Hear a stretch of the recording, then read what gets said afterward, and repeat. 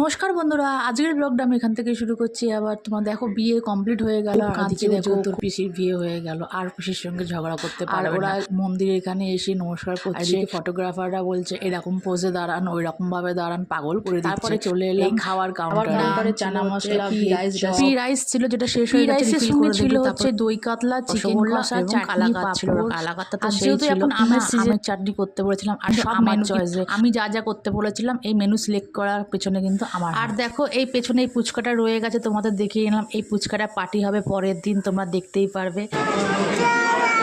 জল খাবি? আর যেহেতু অনেক রাত হয়ে গেছিলো, আমি নিয়েছিলাম দই কাতলা, চিকেন আর পি রাইস। কাকিমণি ডাকছে।